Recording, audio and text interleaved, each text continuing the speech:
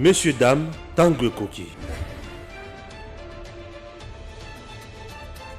Aujourd'hui, vous pouvez faire la différence. Aujourd'hui, vous pouvez faire partie d'une communauté. Aujourd'hui, vous pouvez recevoir gratuitement des téléphones, des PC portables ou encore du cash pour vos achats. N'attendez plus, devenez membre de GG-Link. Vous avez le choix entre plusieurs niveaux, bronze, argent, or. En devenant membre de notre communauté, vous vous donnez la possibilité de naviguer sur GG-Link Store et GG-Link Pool Free, être informé des dernières informations d'emploi dans votre communauté, utiliser les produits américains à moitié prix, vendre ce que vous n'utilisez plus aux membres de votre communauté, recevoir des lots gratuits. Premier arrivé, premier servi. GG-Link souhaite fournir à chaque membre un ordinateur portable à prix mini. Nous souhaitons donner à chaque famille de la diaspora, de Kinshasa et de province, la possibilité de s'équiper en matériel informatique de qualité. C'est la raison pour laquelle nous vendons des PC portables neufs à partir de $149. Ne tardez plus, visitez gglink.com. Ne tardez plus, visitez gglink.com. Chers compatriotes, nous avons Benjamin Mwanasuka. Oui. Nalanda qui joue dans Orangé. Bonjour Benjamin. Bonjour Papa Stéphane, bonjour Nabalanyo, surtout à Eden, télévision officielle. Congolais, Balanda Biso na tango yo. Vraiment Balanda Biso na bokebi. Pour toi na maman Oloba. Tout ça, maman Oloba, maman Somo Kabila avant le mois pouvoir. Yena Bruno Chibala. Signa Nudbe Komoko Yake. Ancien président de l'Assemblée nationale, tout comme il y a Sénat. Corps constitué, tu es belé, na Kabila yemoko kutozana loi nae. Et c'est ngeli bazo kambi solo. Kengo adondo, obe mina kutoma luaka. Baké pour réclamer mboko na bango bazo futa mate. Olobini. Merci beaucoup Papa Stéphane. Je pense Tingi Polo la paix somo maele moko. Tingi Polo la belo moko oyo et pesi biso maele aisi Papa Mboso boy. 11 fois ministre, 7 fois député, une fois président il y a bureau d'âge, le président définitif de l'Assemblée nationale. Congo est balisi yo, etangisi yo, école c'est lui au bana. Maintenant en retour yo pesi Congolais. Soukanelo. Hein? Soukana. Yo pesi Congo nini? Ya souka. Ouais. Aujourd'hui, pour nga réclamer quelque chose na Eden, il faut n'appeler ça apport mobo na Eden. Bien sûr que oui. Bon, comment aujourd'hui, dans un mboka moko ya, au saline loroté. Oui, hein. Au fandino naku, mongo landaka yo. Chose grave le repès nga kan des animes na ba déclaration na ba. Bazo déclarer na ba voyage na bango ya business class. Au fois que chaque année. Quelque chose qui est un décret créé par Bruno Chibala. Oui. Sangisa Yango, Pembeni a loi pourtant statut des anciens présidents élus. Bon, Token de Sikoyo. Obem Minaku comme étant président à l'Assemblée nationale. Quelles sont les lois Oyo Yasalaki na Oto Bengi législature na Bango Oyo Kosunga ba Congolais. To Oyo changea ki Congo. Congo Ezawapi. Bilani ni papa Kengo Wandondo. Eh bah avec Kengo Oyokata sonité. Premier ministre dans ce pays. Oyokata sonité. A vu combien? Le Congo vous a tout donné. Il y a des gens qui sont assoiffés d'argent. Venaïbi qui est santé sous ma cité. Mais viens pour aller compte avec un télémi. Amati ba escalier ça comme un bureau il y a présent Bahati. Oh koto to mon ambo sondrazo solo la té yo kotaka makamoto zoli konda na biso. Oh papa. Les lobbies nous ont déclaré barrière à salaire. Bon ça va présent Assemblée nationale. Président du Sénat. Il y a Sénat Kotoyo. Tomé Louaka ministre. Kobe Minako Kotoyo, yo kengo na mopanzi oyo. Yebisa biso siko, botiki onatra na barrière salaire, il y a combien? Est-ce que vous contrôlez ka ba mandataire wana malamu? Voilà. Botiki miba. Non, baboma. Na barrière il y a combien? Bino bozo ko déclarer mbongo na bino oyo ko sala ba 200 ba 600 ba $1 million. Kabila 670 000 dollars. Ozo ba. Et puis bazo futa été zo réclamer bon na. Oh mais na solo babo ako déclarer mbongo na ndenge ya banda ko bisa biso. Eza na kati ya mibeko Congo ba yiba yango na mibeko. Mais les problèmes mibeko eza. Yango tolo bana ba. État de droit toto sa mibeko. L'état de droit toto sa mibeko. Toto sa mibeko. Maintenant bato ba Holanda biso ba bengo dialoliste. Tango webisa bango ke ceux qui bloquent ce sont des lois. Or, ceux qui légifèrent les lois sont des députés. Ah, bango ma mi pesa biloko na bango nyonso. Voilà, ba mi pesa sikoyo. Oleba tu vas comprendre que yoka na ba excellent madame. Kengo Wadondo était président du Sénat. Obemena président de l'Assemblée nationale. Voilà. Motinga Mutwisha il proposa à l'époque. Voilà. Loi portant statut des anciens chefs d'État élus. Point barre. Voilà. Et qui tient au niveau de l'Assemblée nationale, Obemena kolobité. Ça est corps constitué. Voilà. Donc, Bissopé, président, ou dirigeant l'Assemblée nationale. Voilà. Na ya Sénat. Na ba o bazalaka na gouvernement et ministre, tu vas dans le lobby, Bissopé ba o tout ça qui na gouvernement. C'est ba yiba biso. Batia yango na mibeko bongo. Yango na bazwa kam misolo ba voyage. Ndenge to yo kaka. Ancien premier ministre a touché à 30 000. Soko Betty. On a combien des anciens premiers ministres? Aujourd'hui, ancien président de l'Assemblée nationale, tu as touché à combien? Beta Sikoyo, ancien président de l'Assemblée nationale, il a combien? C'est comment on étape Moroboé, c'est ce que capo, balobi ata kufa. Na kamita to pe azozo. Ya mona soloba, ata kufa. Bando ko teka ko zambo. Bani ba ko zambo. Waso ba fachi pa zora. Ngala na problème. C'est pour nous dire que ezaba loi moko lelo, on doit faire l'effort ya ko esango. Congo ba yibi yango na mibeko bato basali mibeko nanko po ba yiba ka Congo. Ozona ta budget ndenge Matiboy. Et tu sais combien on donne à un ancien ministre? Il y a gouvernement Chibala. Bazo pesa une affaire un quart. Il y a mbongo ya ministre en fonction. Mais c'est grave. Azana droit à voyage dans business class. Azana droit à lupango. Sikoyo, muto ba ko pesa droit à lupango. Net to chaka to fanda net to fandi bon. Logement. Matata mponyo ayibi biso mbongo. Bafuta kayepi. Mais tozo continuer ko sa nini ko bakisela isusu mbongo to na mboka nini. Matata mponyo bazo futa ye lokola ancien premier ministre en même temps sénateur. Aura 2 salaires. Et en même temps sénateur.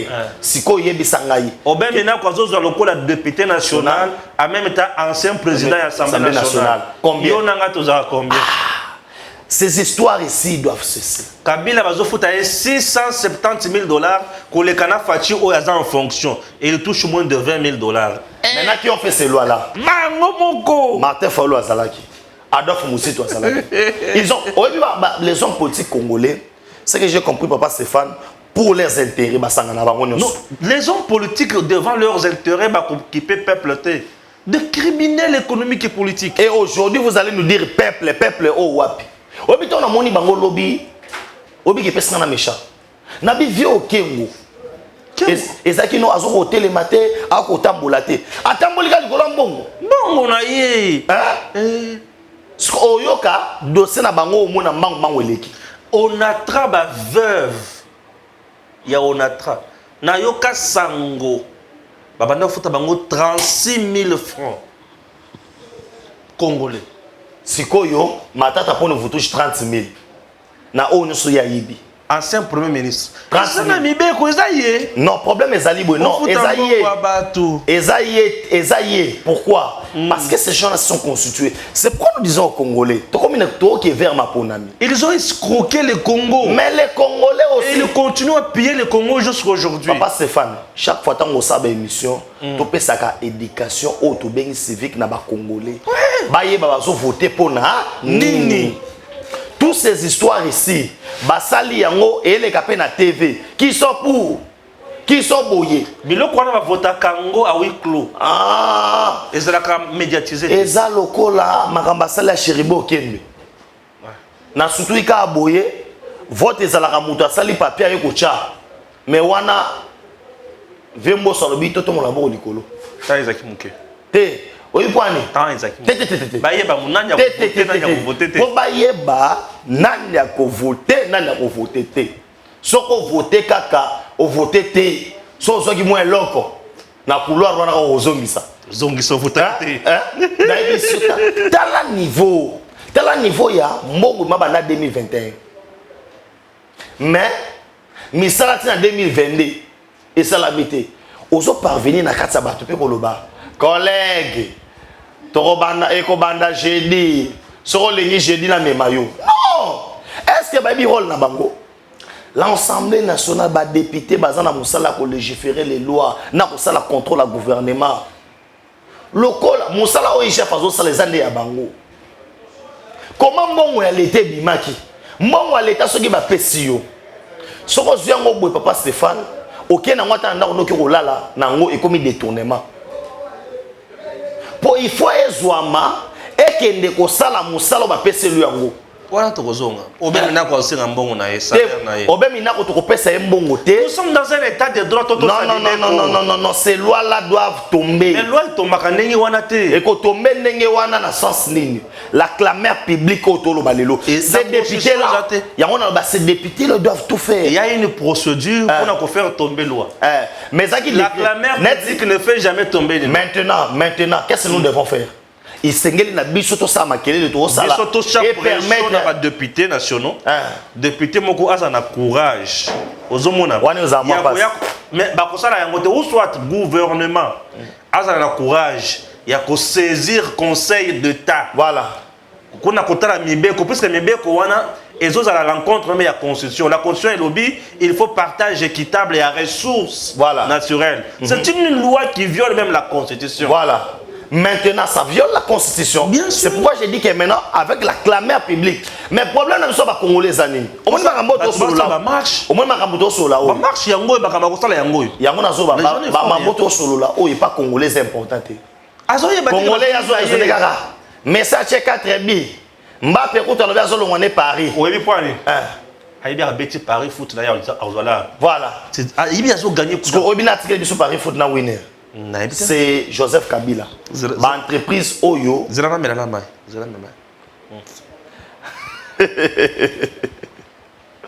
L'entreprise Oyo aide Kabila à rendre les Congolais fainéants. Non, il y a un Paris foot. Mais Kabila. Paris foot, on a un policier roulage. Ne sait pas quand on a un papier. A Paris foot. Na uliria wana ganga na libi roulage otikinzela alibi lungwa roulage otikinzela ke ko beta Paris foot alibi ekoti tu sais c'est pourquoi parce qu'on doit rendre les Congolais faibles en esprit bien sûr faut pas rendre bino faible en esprit bala kisabino nzela ya mbongo eza facile ba jet d'hasard na monde ba to beta ko ba to na mbongo ebele distraction so comme ba so ki akomuta komi baron akomi bourgeois ana mbongo ebele. Un pays qui se recherche, le gouvernement faut qu'on ait biloko. Les comme il a 12 ans, 11 ans.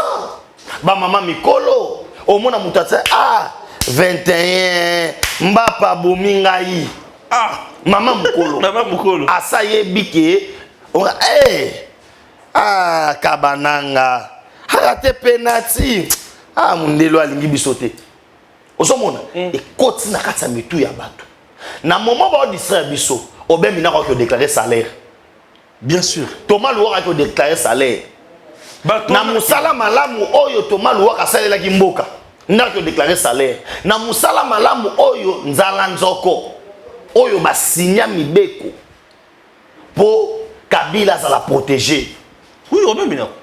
Pour Kabila zora salaire. Pour Kabila voyager na business class. Pour famille à Kabila, pour Kabila c'est intouchable. Kabila nenga zawana. Ata soki akufi lelo. Olive le mesoki atikali aboyo kobala. Ba kobanda ko pesa yaka $680,000, $70,000. Bana Kabila aussi longtemps bazaka ba mineur, ba ko futa mambongo. Soki ba beli poto business class. Chaque 2 ans après, ba changer mitura ya Kabila. 5 Jeep. Shawa automobile. Azana droit na moi secrétariat moko boy. Est-ce que na tuna na question na retour na question te na bana na zo rejoindre nga moko nanu na zo rejoindre na caméra eza ba mila ki diamba oh tout ça normal parce qu'il y a d'autres choses que on doit tango lelo au moins ce que biloko no surtout on tout ça doit découvrir ngo tant Fachi a eu pouvoir. Pour bakanga Kabila. Et il faut Sénat. Dans l'Assemblée nationale, Basangani, Bimisi majorité 3/4. Voilà. Hey. Cela veut dire Bachaki Yango déjà bongo. Et ça qui est impossible. Nous avons vu. Kabila a le même schéma, même procédure comme président en fonction. Tala. Benjamin. Non, problème non surtout papa Stéphane Ezanine. Et ça qui va congolais tout côté qui na distraction. Mais tout ça Kabila kende mais Kabila kanga biso na mibeko. Kabila tikala na bokonzi na mibeko. Maintenant qui a aidé Kabila tika na bokonzi na mibeko, ce sont des politiciens. Moussou lelo ba komi ba plus que Fachi ko le cannabis. Ba onde obela lelo Fachi beton. Pour anini qui béton na bango wana za pour ba continuer. Yango so mona mboka oyo. Ba mibeko landela bango te. Voilà, et loko ko sauver mboka oyo c'est la justice. Oh ouais. La justice élève une nation. Ya Kabila. Yango na soloba, il faut justice. Justice tango ekoyeba na kokanga, na ko bloquer. Bon, yo sera 30 000 to boité. Yaka na to vérifier dans gestion na zaka ndengini. Wana zaka bitumba na ngami kolonyos. Yaka na to vérifier na. Oui, l'état congolais ndimi ko futa papa ki ngwa dondo. 30 000, 40 000. Bruno Chibala, 40 000, 50 000. Mais Bruno Chibala yaka. Yo nzela bo mbongo kenda wapi. Aujourd'hui, nous avons des nzela oyo et pesami ba mbongo ba 3 fois pour salango. Nathan Kabila bima mbongo 3 fois. Aujourd'hui, ce que matata poni. Lelo matata poni ebisanga yo. Ako ebisa biso que non, ako bénéficier na traitement ba pesa ye. Après avoir mbongo ya mboka des millions de dollars. O ekei na compte moko ya individu. Mais azo continuer ko jouir. Avec ça nous voulons que Mboke développer. Mais non, quand nous voulons que trait de vie à l'institution équitable, commençons d'abord par ces gens-là. Soit, ça il a un prime Moko Boye, et ça le droit de compte final, PSO une seule fois pour toutes. Et c'est lui. Tant que la fonction, bénéficiaire à combien? Je vous montre que moi, c'est un an que non, vice-président de l'Assemblée nationale. Le président de l'Assemblée nationale, bon bazoaka o ezanga keno o l'état reconnaissant bango tant que non bazo moi quelque chose na bango ya ko kabela ba invité ya ko sala boso qui monta nango o tika monoro fungama na deux seront par jour oui par jour ba ebi ke baza au dignité ba ko yamba ba ko sabunga bi mais c'est que mbongo so ke na kuna or dans un pays oyo toujours lela muto sana mbongo na hauteur ya ba $20,000 qu'il utilise par jour pour ses invités. C'est quoi, $20,000 par jour. $20,000 pour battre à côté là, il y a $20,000. Beta, c'est quoi, on n'aime pas les gens dans ces pays. Il y a $20,000 par jour. Aujourd'hui, on a compté au Kinamboka. Avec ça, vous voulez que les pays puissent se développer. C'est pourquoi moi, j'ai dit maintenant, tout comme une période préélectorale, c'est à la population. Ceux qui doivent entreprendre ces démarches, ils ont Léon Lemba. Ils ont Blanc Robin, ce pétage. Ils ont ça qui théâtre. Nous avons des gens qui n'aiment pas le peuple congolais. Dans un pays où Tokoloba, Mboka, Toza Otozali, il faut quand même que la Rabane qu'on a biso mawa. Toi qui s'abattraîne de vie à l'institution, c'est très très important. Tant on a regardé le coin de l'année papa Stéphane et puis c'est un kanda, bah foutre bango la roi nadi. Mibeko ezolobi o d'état de trop foutre. Foutre bango na bango. Mibeko ate lobi to ko bloquer en mode. Et bon mibeko to ko bloquer na balabala. Na lobi boya. To ko bloquer kaka na lobi boya. Mibeko loba ke so muta sena on a tra foutre mate. Mibeko lobi ba foutre ye. Ce qu'on foutre ba on te poigne. Écoute. Ozona mibeko ne tozana na mboka na biso. Bato wana basalaka mibeko ya malamu pona bango. Mibeko ya nase ya moke pona bato mosusu. Dans notre pays, le régime de Kabila a fait ce que nous a créé ce que nous appelons la classe des bourgeois et la classe des mendiants. Voilà. Nous autres ici nous sommes des mendiants. OK. Bango ba bourgeois. Bana na bango ba tambola kaninga balingini tuka ya danger. Bana na bango ne mutwa sala ba accident facilement. Au moins carrément quoi danger tout ana kina mirna. Et tout ana kina séparateur. Otuni boyo mwana boshab. Carrément quoi panza nini amer. Ya nani o ya mwana ya tel. Pourquoi pour bango mutu bakena ba boîte yo nanga ozoluka $100 ya passe na okende boîte erdine et ozamwa passe alors batata na bango basala mibeko pona bango et biso ndenge toza boye batikali ko raisonner jamais pour la biso. Le Congo est pillé dans les lois par le régime de Kabila. Batiki biso, on a fait presque 3 ans et demi avec le régime de Tshisekedi. Tozuta ya kobongo la mibeko anate.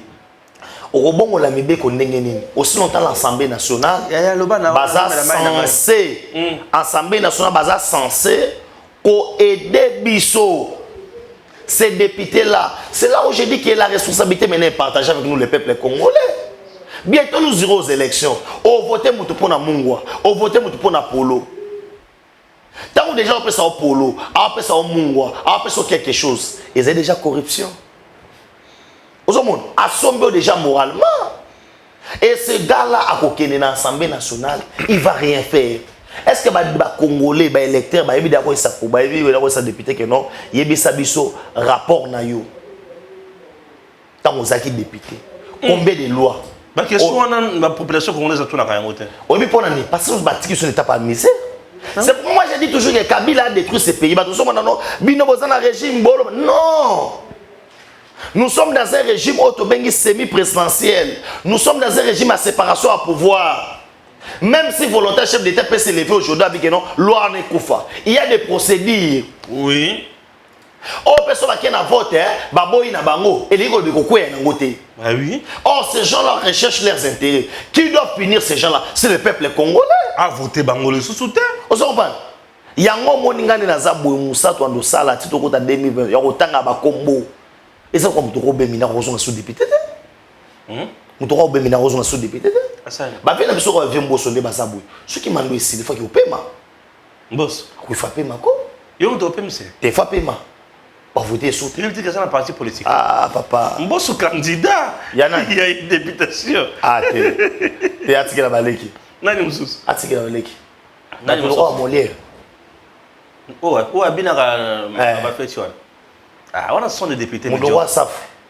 Yeti. Hein? Yeti. Député par erreur. Ah bon? Ah non, c'est pas lui. Député Mobi Bazaka Makolongulu sans dignité. Ah, Yeti. Mais les airs ont là. Oui, celui-là c'est bas quand même, mais les airs peuvent continuer. Ok. Ouais. Aux hommes de toi qui est dans classement bongo. Toi, obi ke bato mususu ko, ba net ba velo ba Lambert Mendepe. Faut couper ma pète. Vers au Fandat. Ma pète quand même, mais ils en moi pas. C'est bon dada, Jeannette. Alobarani, Asarani. Et elle a déjà tout. Alobarani dans l'Assemblée nationale. Asarani. Avec ce maman Mouya Asarani. Elle a déjà tout. Tel qu'elle est là, elle peut rester à la maison jusqu'à sa mort. À Koufanzalate. Voilà. Tala batongo de mamité mama bi. Avant de connaître ça. Boza na famille moko oyo il y a 3 personnes. Moko abela kate, oyo bozwa bala rebelle. Oui. Ozo landela tina mbongo ya ki député wana. Balobi ye moi kenda kozongo. Mbongo na ye. Mbongo na yo. Hein? Mbongo na ye. Non, Babylon fait cela. Mutu timina kwa kolela mbongo. Pour que nous mbongo na ye. Mibe connaît mutu do ba ki mbongo na ye. Oui. Sur le plan juridique, il a totalement raison. Pourquoi? Puisque Mibe connaît mon PC mbongo. Aussi longtemps Mibe kwana na le kufite. Toko ganga, toko bloba, toko lelanonso mbongo na ye. C'est que Congo et l'ozo mabiso za Mibeko. Congo ba yibi na Mibeko. Yoka. Ozo na régime ya Kabila et yibi mbongo na boy. Et moniki a to komisko ko kino to sala nini? To sala Mibeko po e Mibeko esikala et yibi la rabiso. Ah, et pesa biso siko ya propre. C'est ça ce qui s'est passé. Le Congo a été volé Namaboko, matériellement, et le Congo a été encore volé Hollandi, Namibeko. Donc le Congo tel qu'il est ici, nous avons des Congos. Congo tout le monde a Oyo, Kabila, Nabatone Moussou Bazo qui paye en sauté. Mais Congo virtuel, Congo Mibeko, et Zakara Maboko à Kabila. On a aussi 680 000, 670 000. Kabila touche l'argent comme sénateur à vie. Comme tout sénateur, il touche l'argent. Comme ancien président de la République, il touche l'argent. Bon, il y a Yango, il y a Bakary Menyé. Il y a Yango Congo, ils ont Kabila sur le plan économique, il a l'argent à Congo. Ils ont beaucoup à Kabila. On te dit Kabila Bokangue, Boché na banque. Banque comme un bon belé. Ah, je te dis vrai. Oh, aujourd'hui Kabila, Boché na banque. Lobby beaucoup de banque. Et oh, Mongo. Là, vous avez dit ceux qui ont dit que sans amour, Bokangue Kabila. Ce Bokangue Kabila Boché na onatra. Salaire à Batunion se mati. Il sent l'argent, il respire l'argent. Non, ce sont des histoires qu'on doit dire au peuple congolais pour que ça puisse mailler par rapport à l'élection. Ah oui, hein? Et ça, on va toujours prêcher dans les villes. Malheureusement, mais Bignon Soana n'a pas fief na bango, ba grand leader. Bana base.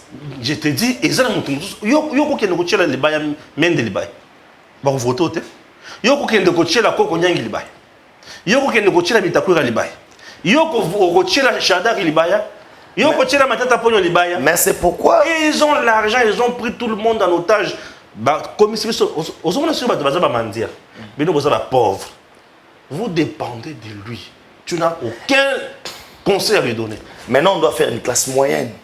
C'est ça la solution. On doit faire on doit faire une classe moyenne. C'est pourquoi maintenant Tatolobana Batuke Fachi fait un effort. On a raté un niveau. Parce que moi, petit peuple, parce que nous avons les gens qui sont plus riches et les gens qui sont plus pauvres. Et classe moyenne est athée. Il y a un même sens, il y a raisonnement. Il y a des Congolais, il y a des Congolais, il y a des Congolais, akope sa lelo et bon lobby et bon lobby ozo yakuna et bon après lobby ce sont des histoires oyo to le matin na lobby là on a des émissions na yoki bunanga la kuna bunagana ba che moto hein M23 je pesa moto papa Stéphane mboko eza abiso et lo bat ba bele ba ndobo sana mboko eza abiso un Congolais de père et de mère tango azui mboka oyo a décidé que l'obake esengeli Congolais nyos bisika to azali ape manakimia et ake et pas ba mindele pona oyebisa bango na likambo etali ngana Rwanda so balingi la paix totale so pe balingi la guerre totale. Or pona osa la guerre bien il faut assurer arrière-garde na yo. Sinon te ba kwesa yo. Quand Mouzé disait la guerre sera longue et populaire.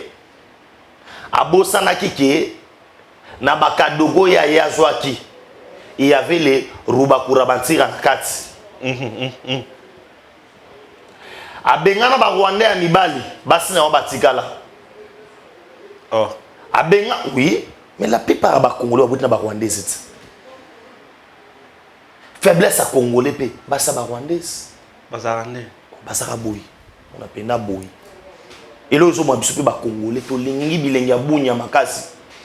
Bilengi Bounia, les ont dit si on a dit Rwandais. Et Belé, Babotina, Congolais. C'est comme ça que l'objectif Nabango c'est installer l'empire Emma. Emma na Congo. Ah bon? Oui. C'est pourquoi ils ont commencé à acheter pour conquérir. Pour voir avec les photos quand Kinshasa. Balongwe kuna ba na système ya ba éleveur. Bazoya. Na bangombe na bango. Quand ils arrivent, basomba mabelete. Ba na bangombe na bango ba vandi côté moboy. Ba komi kotala bana ba chef coutumier basi na bana ba chef coutumier mibali batindeli bango basi ba récupérer bana mibali bandi bota na village wana elenya moi 3 ngombe 4 ngombe ba pesi chef coutumier ba ko ba kolomboka ozo mituna o bato wana ya ba kenda wapi ba kota na kata population. C'est comme ça que bande ko avancer. Leur objectif a été un tout 100% afin na kita bokonzi. Et kuna na est ba déjà stratégie na bango na est ba bi misaba na mawa ba Rwandais monde ça pesa ba aide wono yebi Pour un génocide à Rwanda, génocide à Rwanda. Mais vous parlez de génocide à Rwanda. Mais pourquoi vous ne pouvez pas parler de génocide à Kamwina Sapu? Pourquoi vous avez massacre à Boudoudia Kongoté?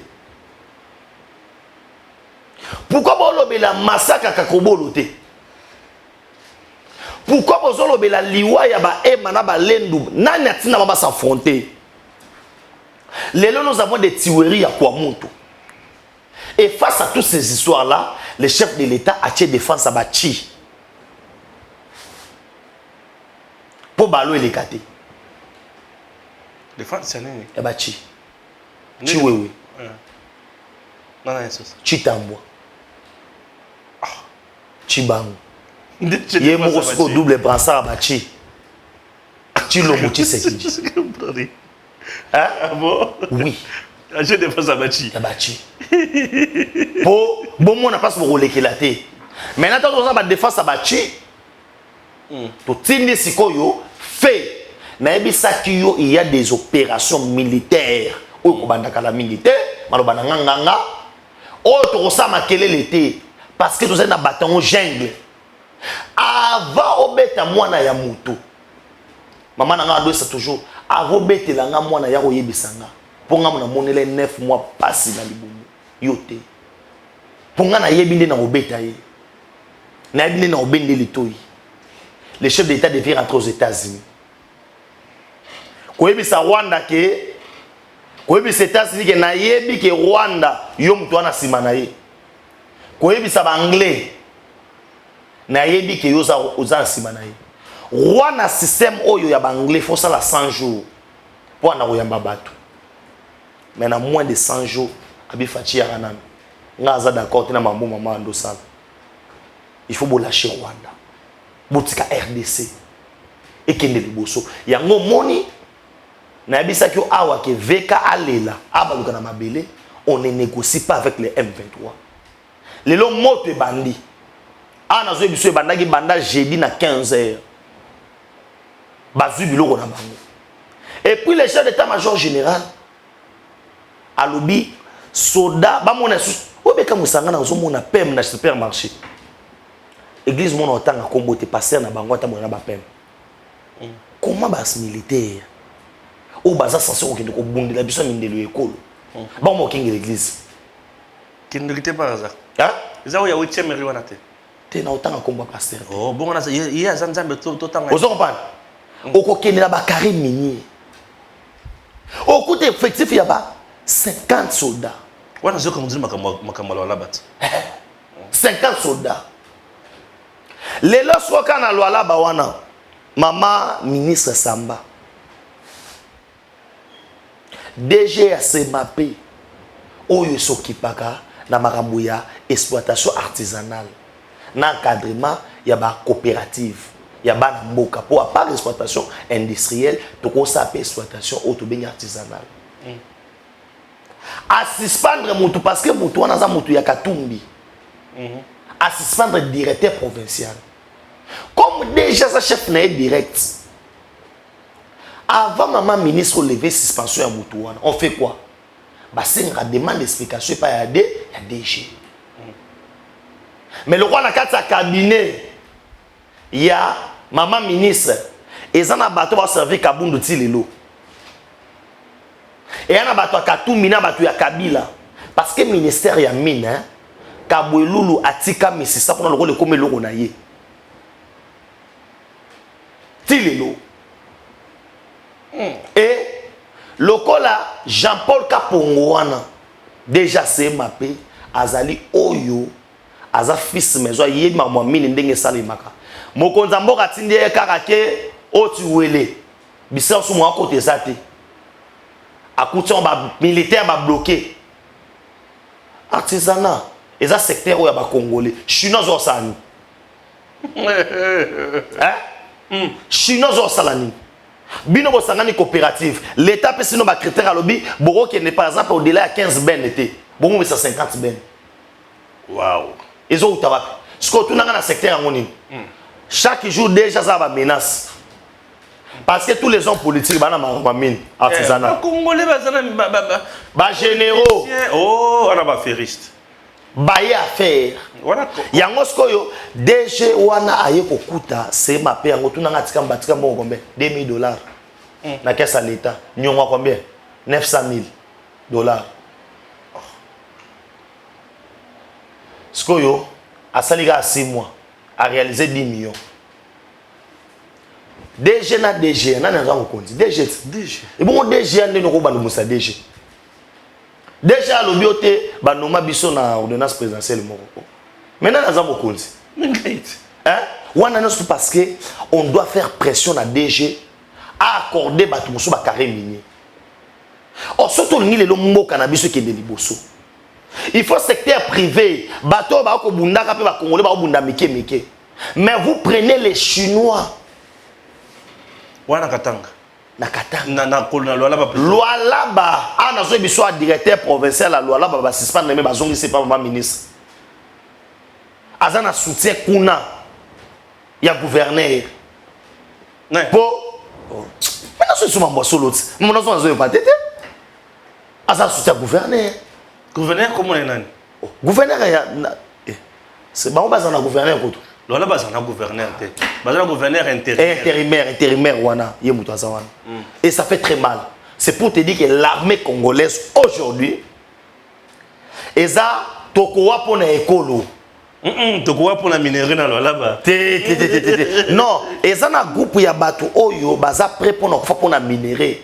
Yango komona bango ils sont mal à l'aise. So ba bi c'est que non, ndako batongi yango to pesa festation na mokonza mboka. Comme Azan a besoin, vision na yé, ce n'est pas le peuple d'abord, il faut attendre na komo na ngai. Ozoto na ba, na landi vidéo moko boye, ma intérimaire, gouverneur. Aéroport, est-ce que mouye j'aille bien go? Mais au retour aéroport mouye j'aille bien go. Parce qu'il y a combien? Mouta sali plan pour d'abord les lots. Place aux alliés. Na Kolwezi, batanga yango. Batanga les lots là-bas. C'est mouillage. Qui ont plaidé? Le mouillage, le princesse Adel Kainda Maïna. Bangoana. Yozaka wapi. Et aujourd'hui, nous ne sommes pas dans ces histoires-là. Pour nous répondre à la question, l'armée congolaise est son montée en puissance malembe. Les gens se demandent comment Nani Chiwe Wadi il va doter na Soudan nyo sona munduki. Mais bakangi biso sko embargo. Munduki yango wuta wapi. C'est que ça kana dépôt. Toi na technique moto inventaire à Finex et ça munduki. Awa. Te na likasi. Munduki pe bobi pe. E panzi bango pe. Et bon, autre ando bunda na ko ne wuti wapi. Surtout na minduki te. France c'est ça le bakit. Na apporter la bino minduki. France a mal à l'aise, il faut exploiter gaz na bisoti. Yo monter en Europe ko ne yindi. Ba américain ba lingi bango te. Ba lobiso ba lingi bango comment réussir ba oter la bango gaz. Mais ba oter la bango gaz 4 fois plus cher. Et yindi li bango. Ba ko biso na guerre économique. Na yebi sur cette guerre entre solution est na Congo. Solution skoyo na Congo. Na moment où Fati c'est un visionnaire. Azobi ma Congo avec tous les risques. Papa Stéphane au mati avion. Et ça a moyen de transport. Attendez non matin lobby na zobang. Au mat avion lobby. Lobby na zomata kanyuni. Zomata boy. Zomata lobby. Lobby. Hein? Et bangi saka. Décollage. Atterrissage. Et ça la passe. Mais un président qui prend les risques, il y a aussi la distinguer première dame Nanda Kwabi, n'a qu'à coloquer là-bas congolais. Je me suis demandé si de moi au gang, tout qui n'est pas plateau moi télévision. Chilombo Airways, Moussa ne ressent la bande. Même si c'est 40 000 €. Ça ne va pas chez toi ou quoi? Tangu, yo ozola Nanda Kuna, yasa na likolo. Avion automatique na business class, c'est quoi ces arandings moko? Vous avez un avion. Vous avez un avion. Maintenant, avec ce qu'il gagne comme étant prime, ceux qui ont salaire, avantage, on sous-attend Tim Koufa, Nabanaye, Mouton Koufa pauvre, Azate. Encore on a Kabila Nengatika sur loi ya 800 combien de 1000 dollars voilà. 670 000. Ah, on fait pauvreté. Maintenant, s'il part.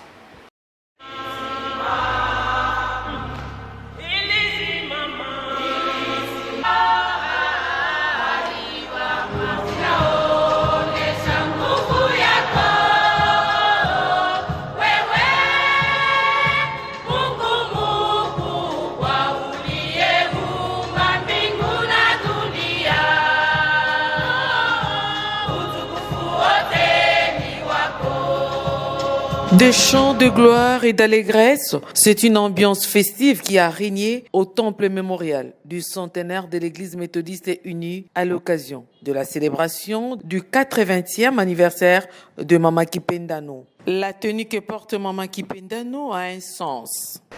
Dans notre groupe de Mama Kipendano, nous avons deux couleurs principales, majeures. C'est la couleur verte et la couleur jaune. Vous verrez que toute maman Kipendano est toujours vêtue de sa blouse verte. Verte, sa couleur qui symbolise la vie. Ça veut dire que toute maman Kipendano est remplie de vie. Elle est vivante afin de transmettre cette vie aussi aux autres mamans et aux autres frères et sœurs. Et nous avons également la couleur jaune. La couleur jaune symbolise la lumière. Oui, nous savons que Christ est la grande lumière. Tout enfant de Dieu qui a reçu Christ dans sa vie, Christ lui transmet la lumière qu'il est. Et toute maman qui Kipendano a cette lumière que Christ lui a transmise afin de transmettre cette lumière aussi aux autres. Ainsi, toute maman Kipendano, partout où elle se trouve, quand elle est là, elle transmet la lumière à toutes les autres mamans et à tout l'entourage qui est près de nous. Devant là et de l'autre côté, sur mon insigne, c'est ça notre insigne. Plusieurs temps forts ont marqué ce culte spécial. C'est notamment le rappel historique de ce groupe des femmes méthodistes qui a laissé la place au message du jour tiré du livre de Jérémie 29, 1 à 11. Mama Pasteur Dorcas Chikala a centré sa prédication sur l'impact de la confiance en Dieu. C'est référent à Jérémie qui a vécu le miracle de Dieu vivant alors qu'il était encore en captivité.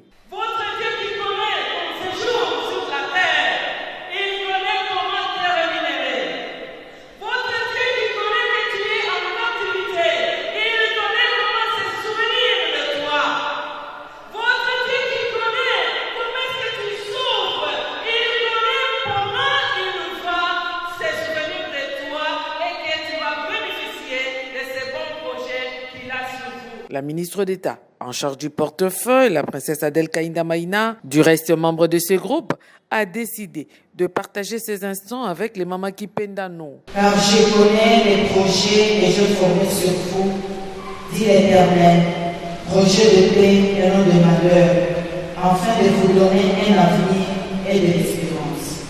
Nous devons nous rassurer d'une chose, que le Dieu que nous prions, c'est un Dieu qui dit la vérité. Et sa parole, quand il le dit, sa parole s'accomplit. Et que, parce que nous sommes pris en captivité, chacun sait quel problème que tu as et tu es pris en captivité. Nous allons nous lever pour intercéder pour notre Église, pour notre famille, pour notre pays et particulièrement pour notre groupe de Mama Kipendano. Que cette lumière puisse être impactée partout, que partout Mama Kipendano puisse communiquer la vie. Nous allons nous dire. Seigneur, nous avons l'assurance que tu es notre Dieu, tu es le Dieu. Ta parole nous donne l'assurance. Voilà, Seigneur, la raison pour laquelle nous venons prier pour notre Église.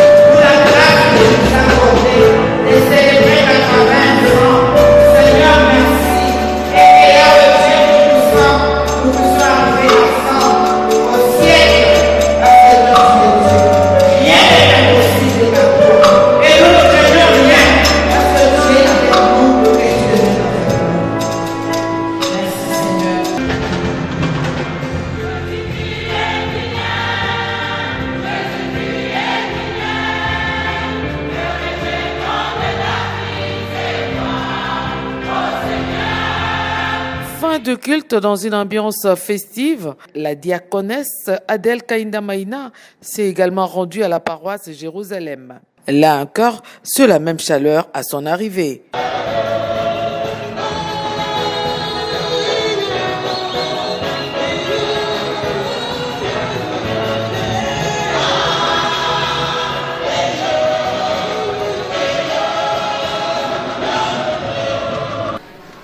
Tuko na furaha sana leo paroisi yetu ya Jerusalem na muziki yetu ya Jerusalem na mkonferensi yetu ya Sud Congo kupokea mama excellence ministre d'État en charge de portefeuille, mama princesse Adèle Kaindamaina.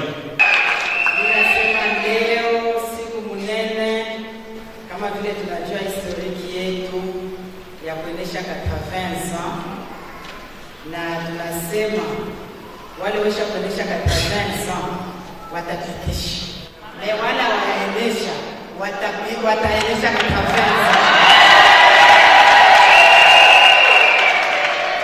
Kama vile papa doyen wa Basima Ntanda nasema tuko na furaha. Nilisema premier anniversaire yangu na coïncide na 80 ans, takuya tungane pamoja. Nitatimiliza uzima wangu katika Yesu Kristo.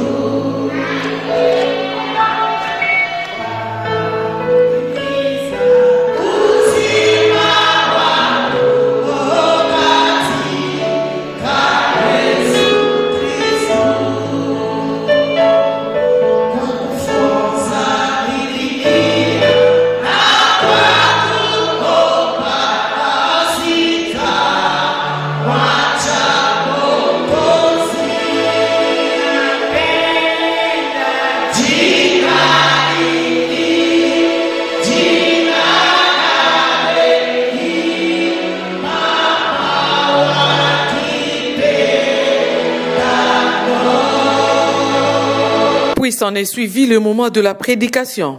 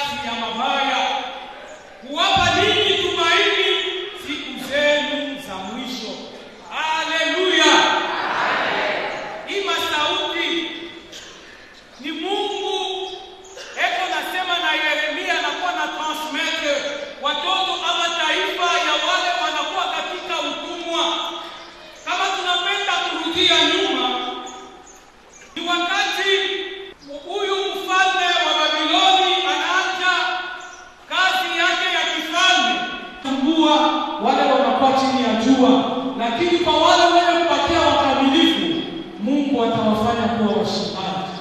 Mungu atapata kuwawezesha. Malgré watakuteswa ni kimwili cha umutu watateswa, lakini umutu wa ndani uperseveree. Umutu wa ndani uwe na nguvu. Umutu wa ndani umtazame Kristo, kwa sababu ni yeye atapata kukushindia. Kama vile alishindia huyu mwanamke, alikuwa alatonde ya kuzaa mtoto mwanaume. Asema wakati ule mtoto alizalika balikunanyuma, huyu mwanamke alipata kushuka, na huyu mwovu anakuwa na kasirani mkubwa, anaanza kutafuta huyu mwanamke kwa kumrumbaka, lakini Mungu alimwokoa mwanamke na kumpeleka katika jangwa kule alipata kulishwa. Asema alirudia jamaa yake, kwa sababu jamaa yake walikuwa wakamilifu. Asema alijififisha pembeni ya maji. Amen. La réaction du doyen de surintendant ne s'est pas fait attendre. Je vais vous souhaiter, Maman Excellence, joyeux premier anniversaire. Mungu awabariki sana, walinda na kuwachunga. Amen.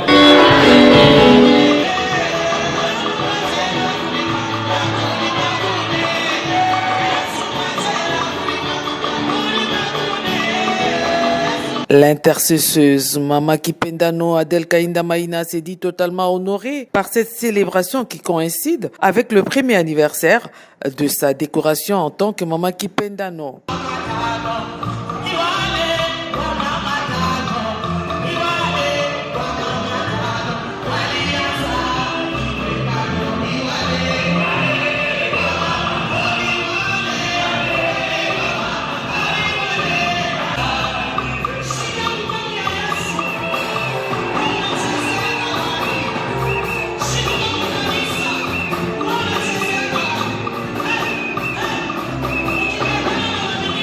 Créés à Lubumbashi en 1942, les Mama Kipendano comptent aujourd'hui plus de 7000 membres disséminés à travers la République.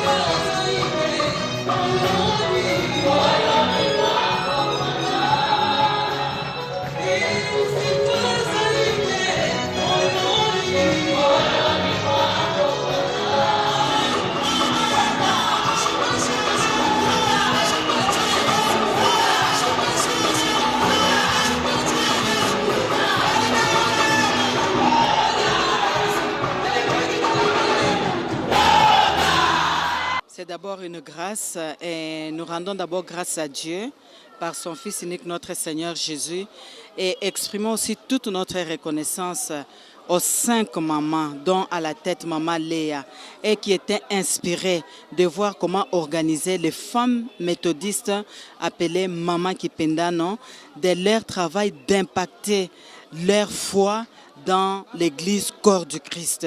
Et aujourd'hui, c'est 80 ans. Pour nous, ces femmes, elles nous ont inspirés et aujourd'hui, nous sommes sur leurs pas. Donc nous aussi, nous allons travailler que réellement les soucis que les 5 mamans avaient, que nous puissions aussi travailler ça dans le Christ, tout en ayant notre rocher Jésus-Christ. Le numéro 1 du portefeuille, qui s'est fait accompagner de membres de son parti, Alliance des démocrates chrétiens du Congo, a marqué de l'encre indélébile cette cérémonie par la signature dans le livre d'or de l'Église. 80 ans, ce n'est pas une mince affaire. 80 ans, c'est célèbre.